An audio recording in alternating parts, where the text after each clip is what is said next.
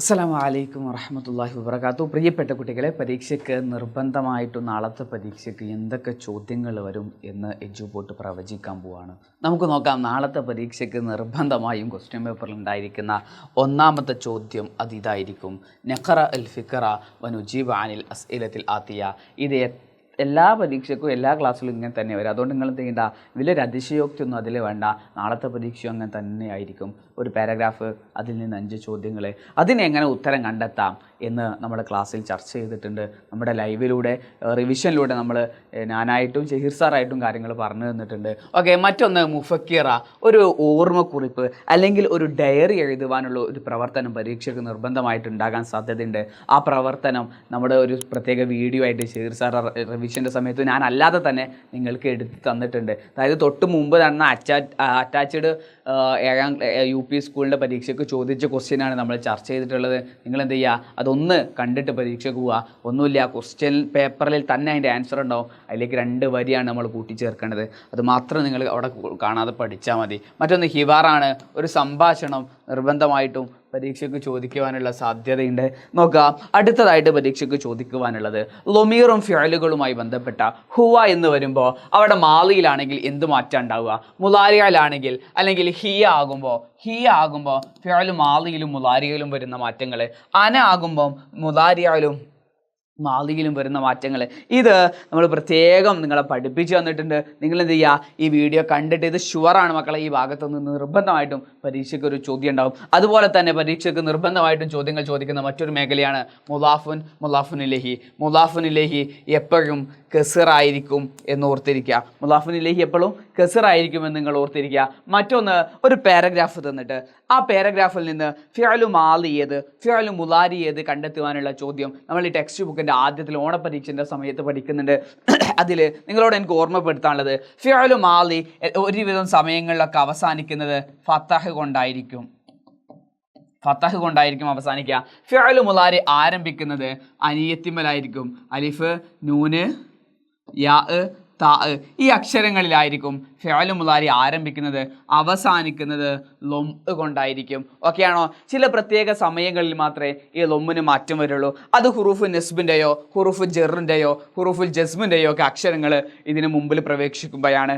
ഏറെക്കുറെ സമയങ്ങളിലൊക്കെ സോളിഡായിട്ട് ഇങ്ങനെയാണ് നമുക്ക് കാണാൻ പറ്റുക. അലിഫ്, നൂന്, യാ, താ കൊണ്ടാണ് ഫിഅലു മുലാരി ആരംഭിക്കുക, അവസാനിക്കുക ലൊമ്മ് കൊണ്ടായിരിക്കും. ഈ രീതിയിലുള്ള ചോദ്യം പരീക്ഷയ്ക്ക് വരാൻ സാധ്യതയുണ്ട്. മറ്റൊന്ന്, ഒരു ബർനാമിജ് തയ്യാറാക്കുവാൻ ഒരു പ്രോഗ്രാം നോട്ടീസ്, ആരാണ് സ്വാഗതം പറഞ്ഞത്, ആരാണ് അധ്യക്ഷത വഹിച്ചത്, ഉദ്ഘാടന കർമ്മം നിർവഹിച്ചത് ആരാണ്, ആശംസ ഭാഷണം നടത്തിയത്, നന്ദി രേഖപ്പെടുത്തിയത് ആരാണ് എന്നുള്ള രീതിയിൽ ഒരു ബർനാമിജ് പരീക്ഷയ്ക്ക് ചോദിക്കുവാനുള്ള സാധ്യതയുണ്ട്. സമയം എങ്ങനെ കണ്ടെത്താമെന്ന് നമ്മൾ പഠിച്ചിട്ടുണ്ട്. ആ ഭാഗത്ത് നിന്ന് ക്രിസ്മസ് എക്സാമിന് ചോദ്യങ്ങൾ വന്നതാണ്. എന്നിരുന്നാലും ചോദ്യങ്ങൾ വരുവാനുള്ള സാധ്യത അവിടെ നിലനിൽക്കുന്നുണ്ട്. മറ്റൊന്ന് ഇസ്തിമാറയാണ്. ഇസ്തിമാറ ചിലപ്പോൾ നിങ്ങളുടെ ഇസ്തിമാറ തയ്യാറാക്കുവാനായിരിക്കും ചോദ്യം ചോദിക്കുക, അല്ലെങ്കിൽ ഇന്ന ജോലിക്ക് അപ്ലൈ ചെയ്യുന്ന ഒരാളുടെ ഇസ്തിമാറ തയ്യാറാക്കുവാനുള്ള ചോദ്യങ്ങൾ അവിടെ വരാൻ നിങ്ങൾക്ക് പരീക്ഷയ്ക്ക് ചോദിക്കാനുള്ള സാധ്യത വളരെ കൂടുതലാണ്. ഫിഅലു മുലാരിയിൽ അൻ, കൈ, ലൻ, ഇതൻ വരുമ്പോഴുണ്ടാകുന്ന മാറ്റങ്ങൾ ഞാൻ നേരത്തെ പറഞ്ഞിട്ടുണ്ട്. ചില സമയങ്ങളിൽ ഫിഅലു മുലാരിക്ക് ലൊമ്മിന് പകരം ഫതഹ് വരാനുള്ള സാധ്യതയുണ്ട്. ആ സാഹചര്യങ്ങൾ ഏതൊക്കെയാണ് എന്ന് നിർബന്ധമായിട്ടും നിങ്ങൾ അറിഞ്ഞിരിക്കണം. അതുപോലെ തന്നെ വേസ്റ്റുകളെ തരംതിരിക്കാൻ, അത് പ്ലാസ്റ്റിക് വേസ്റ്റുകളാണോ, അതുപോലെ തന്നെ ജൈവ മാലിന്യങ്ങളാണോ, പേപ്പർ കടലാസുകളാണോ എന്നുള്ള രീതിയിൽ, ഇലക്ട്രോണിക് വേസ്റ്റുകളാണോ എന്നുള്ള രീതിയിൽ വേസ്റ്റുകളെ തരംതിരിക്കാനുള്ള ചോദ്യങ്ങൾ പരീക്ഷയ്ക്ക് നിർബന്ധമായിട്ടും നമുക്ക് കാണാൻ പറ്റും. പ്രിയപ്പെട്ട കുട്ടികളെ, ഇത്രയും കാര്യങ്ങൾ എങ്ങനെ പരീക്ഷയ്ക്ക് പഠിക്കണം, എങ്ങനെയാണ് നമ്മൾ ഇതിന് ഉത്തരം എഴുതേണ്ടത് എന്നൊക്കെ നമ്മുടെ റിവിഷൻ്റെ സമയത്തായിട്ട്, ലൈവിൻ്റെ സമയത്തായിട്ട് ഷഹീർ സാറിൻ്റെ 2-3 ലൈവുകളിലൂടെ, ഞാൻ ചെയ്ത ഒരു 4, 5, 6 വീഡിയോകളിലൂടെ നമ്മൾ എന്ത് ചെയ്തിട്ടുണ്ട്, നിങ്ങളിലേക്ക് എത്തിച്ചിട്ടുണ്ട്. ഈ ഒരു വീഡിയോ കണ്ടു കഴിയുമ്പോൾ നിങ്ങളെ മനസ്സിലേക്ക് കടന്നു വരേണ്ടത്, സാർ ഇപ്പോൾ പറഞ്ഞൊരു 8-9 ആക്ടിവിറ്റി ഉണ്ടല്ലോ, ആ 8-9 ആക്ടിവിറ്റികളിൽ എനിക്കറിയുന്നത് ഏതൊക്കെയാണ്, ഞാൻ പഠിച്ചത് ഏതൊക്കെയാണ് എന്ന് നിങ്ങളുടെ മനസ്സിലേക്ക് വരണം.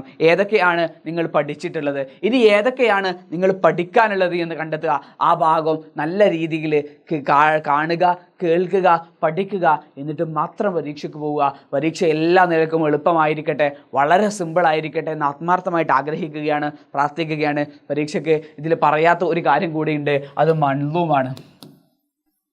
പരീക്ഷയ്ക്ക് ഒരു മള്ളും ഒരു കവിത ചോദിക്കുവാനുള്ള സാധ്യതയുണ്ട്. ആ കവിത ടെക്സ്റ്റ് ബുക്കിലുള്ള കവിതകളുടെ അതേ മാതൃകയിലുള്ള കവിതയായിരിക്കും പരീക്ഷയ്ക്ക് ചോദിക്കുക. പക്ഷേ അതിൽ പേരുകൾ മാറ്റം ഉണ്ടാവാനുള്ള സാധ്യതയുണ്ട്, ചില ലഫ്ലുകൾ അങ്ങോട്ടും ഇങ്ങോട്ടും മാറാനുള്ള സാധ്യതയുണ്ട്. എന്നിരുന്നാലും വളരെ എളുപ്പത്തിൽ നിങ്ങൾക്ക് എഴുതാൻ പറ്റുന്ന തരത്തിലുള്ള ആ സന്ദർഭത്തിൽ സന്ദർഭോചിതമായി നിങ്ങൾക്ക് എഴുതാൻ പറ്റുന്ന കവിതകളാണ് പൊതുവെ ചോദിക്കാറുള്ളത്. ആ രീതിയിൽ തന്നെയായിരിക്കും ഈ പരീക്ഷയ്ക്കും ചോദ്യങ്ങൾ ചോദിക്കുക എന്ന് ആഗ്രഹിക്കുകയാണ്, ആശിക്കുകയാണ്, പ്രാർത്ഥിക്കുകയാണ്. പ്രിയപ്പെട്ട കുട്ടികളെ, എല്ലാ നിലക്കും പരീക്ഷ എളുപ്പമായിരിക്കട്ടെ എന്ന് ആത്മാർത്ഥമായിട്ട് ആഗ്രഹിച്ച് നിർത്തുകയാണ്. ഇൻഷാ അല്ലാഹ് മറ്റൊരു വീഡിയോയുമായിട്ട് വീണ്ടും കാണാം. മാസലാം.